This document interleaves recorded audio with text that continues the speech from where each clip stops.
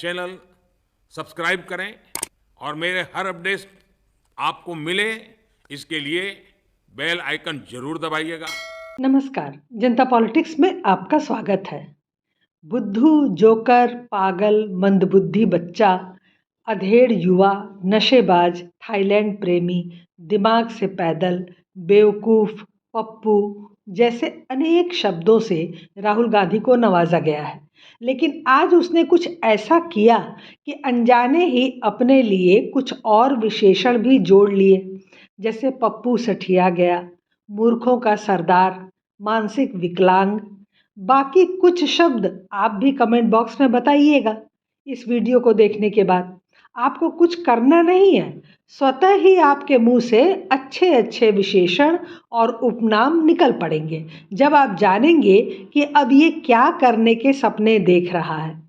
2 दिन पूर्व तेलंगाना में एक रैली को संबोधित करते हुए जितनी आबादी उतनी हिस्सेदारी नारे के तहत राहुल ने कहा कि कांग्रेस अगर सत्ता में आई तो वित्तीय एवं संस्थागत सर्वे कराया जाएगा, यह जानने के लिए कि देश की अधिकतर संपत्तियों पर किसका नियंत्रण है। राहुल ने कहा कि SC, ST, OBC और अल्पसंख्यकों की संख्या कुल आबादी का 90% है, लेकिन आप उन्हें नौकरियों में नहीं देखेंगे।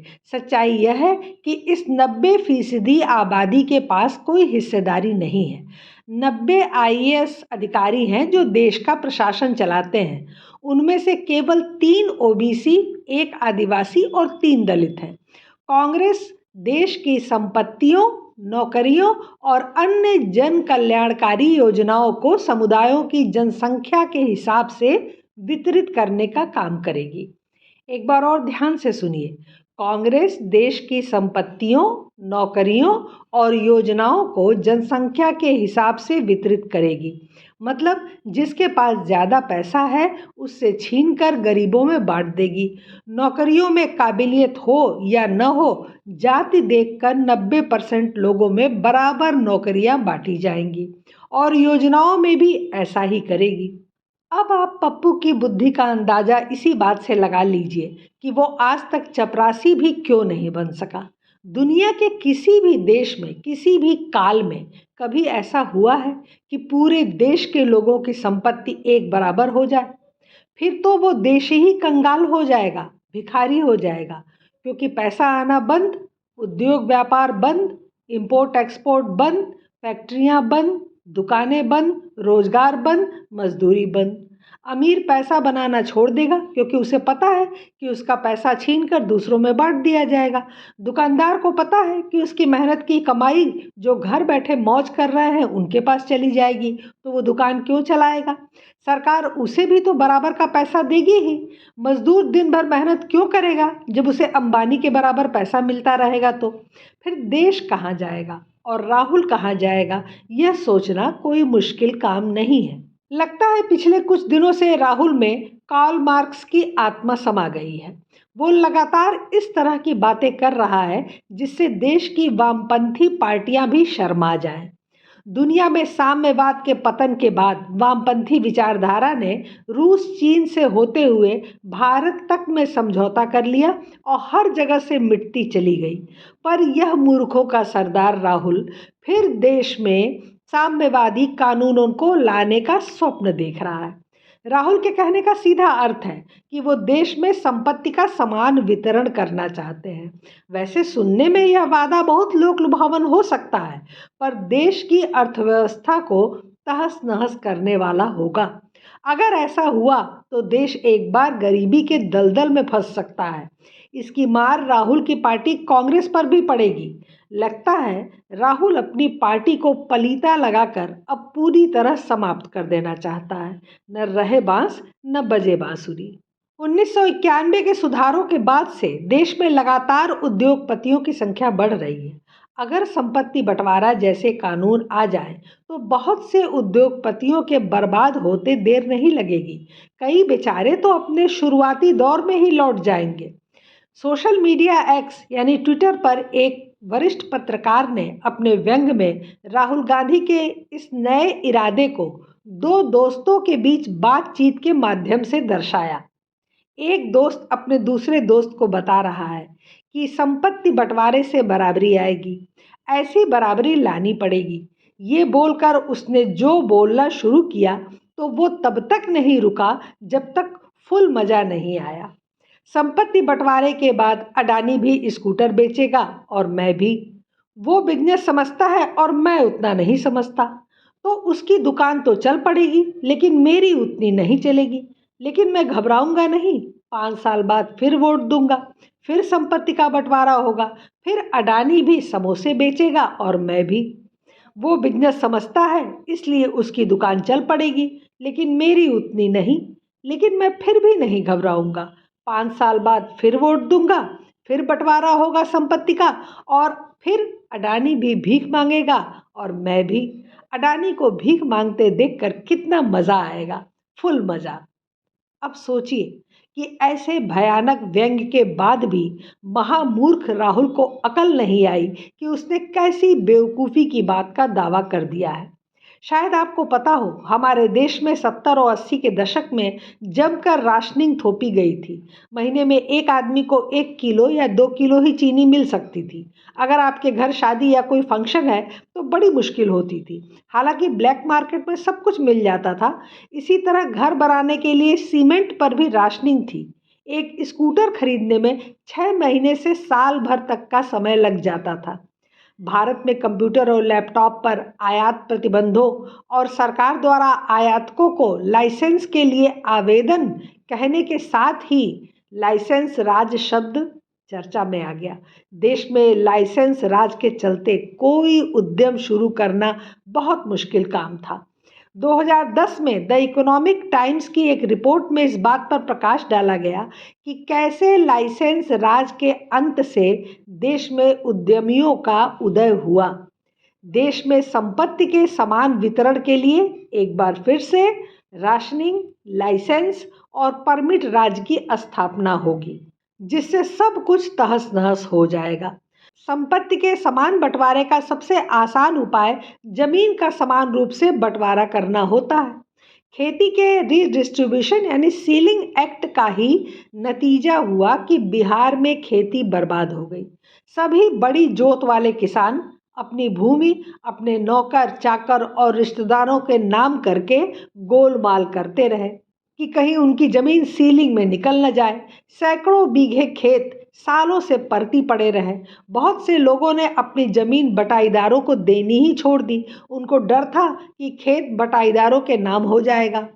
खेती परती छोड़े रहे क्योंकि खेती होती तो लगान देना होता और लगान देते तो फिर खेत बचाना मुश्किल हो जाता, वो सीलिंग में निकल जाती। इस चक्कर में न खेती हुई और न ही सही तरीके से डिस्ट्रीब्यूशन ही हो सका। जिन्हें थोड़ा बहुत खेत मिला उन्हें न खेती का ज्ञान था, न ही उनके पास इतना पैसा था कि वो खेती कर सके। कुछ दिनों में उस खेत से भी वे हाथ धो बैठे। जिन राज्यों में सीलिंग एक्ट लागू नहीं हो सका वहाँ खेती खूब फली फूली। वहाँ के किसान आज देश में सबसे अधिक समृद्ध हैं। इसलिए संपत्ति के समान बंटवारे का विचार निरी मूर्खता के सिवा कुछ नहीं है। संपत्ति के समान वितरण का एक और रास्ता है, श्रमिकों का कल्याण। पर श्रमिकों के कल्याण का तरीका है कि श्रम कानूनों को इतना कड़ा कर दिया जाए कि उसे अधिकतम सैलरी मिल सके या कारखानों में मजदूरों की हिस्सेदारी तय हो जाए। पर इस कारण रोजगार मिलना ही मुश्किल हो जाएगा क्योंकि कोई कारखाना खोलेगा ही नहीं। निवेश एक जोखिम होता है। यह जोखिम निवेशक के अलावा कोई नहीं उठाता। जिस मजदूर अथवा श्रमिक की बात की जा रही है उसके लिए श्रम और रोजगार के अवसर इसी निवेश से पैदा होते हैं। क्या कोई मजदूर भला निवेशक हो सकता है? अगर मजदूर ही मिल मालिक होगा तो पैसा भी वही लगाए और उसके पास इतना पैसा तो होगा नहीं। जब उद्योग ही नहीं लगेगा तो फिर मजदूर का अस्तित्व ही कहाँ रहेगा। कठोर श्रम कानूनों का आड़ लेकर यूनियनबाजी को प्रश्रय मिलता है।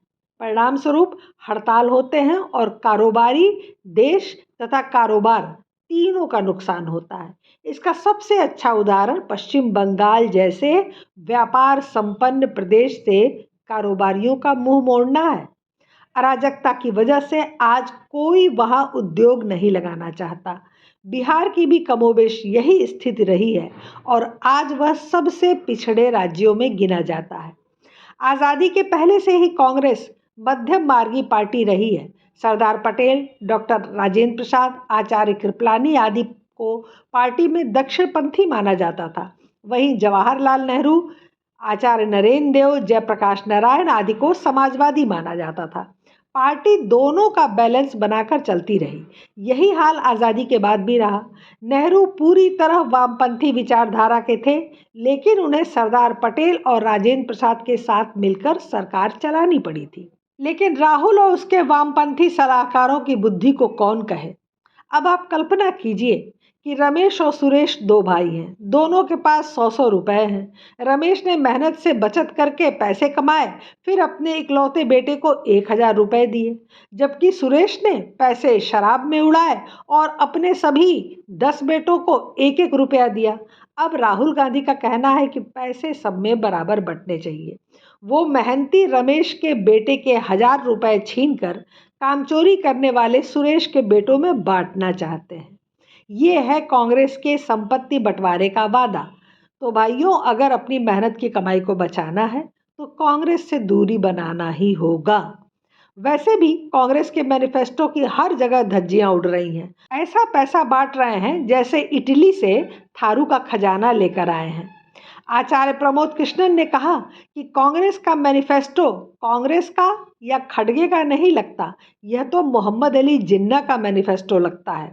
क्या हो गया है कांग्रेस को? ना नीति बची है, ना नेता बचा है। राहुल गांधी को तो रावलपिंडी से चुनाव लड़ना चाहिए। बिल्कुल सही कहा।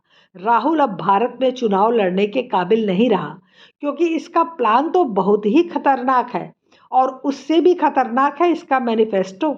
यदि वह इस योजना के साथ कुछ वर्षों के लिए भी देश को चला दे तो या तो भारत को शरिया शासित पाकिस्तान बना देगा या वेनेजुएला की तरह दिवालिया बना देगा। बीच का कोई रास्ता है ही नहीं। हर कोई इसे साबुन तेल लगाकर खींच कर निकल जाता है, लेकिन यह है कि अपने आप में बदलाव को तैयार ही नहीं है। कंगना रनौत ने भी गजब धोया है राहुल को। उनके कोई भी वाक्य आज तक पूरे हुए हैं? कोई वाक्य उनका याद है आपको? कुछ कुछ बोलने लगते हैं, कहीं और निकल जाते हैं।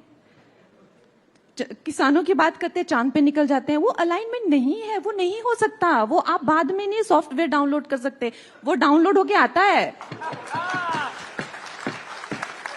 तो आप कह रही हैं सॉफ्टवेयर की प्रॉब्लम है? देखिए, वो अब नहीं, देखिए जो आप चाहते हैं कि वो बने, ठीक है, वो इंसान के बनाने वाली चीज नहीं है। वो, मैं ये कहना चाहती हूँ, वो भगवान बना के भेजते हैं। तो किस बात पे आप उनके पॉलिटिकल व्यूज से सहमत नहीं हैं? यार, मैं नविका, आप कमाल करती हैं यार। मैं वही कहती हूँ कि आप ओवरऑल उनको क्या क्या लेवल पे अपग्रेड करेंगी? आप क्या क्या लेवल पे? ऐसा नहीं हो सकता। कोई इसे गंभीरता से नहीं लेता, और ले भी कैसे।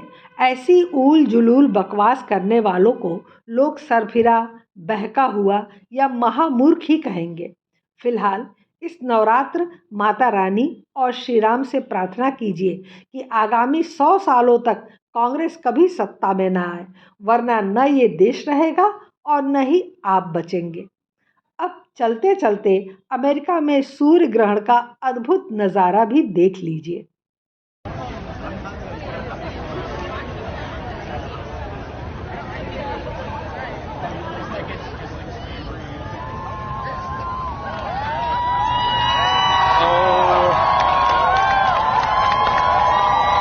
Oh my God.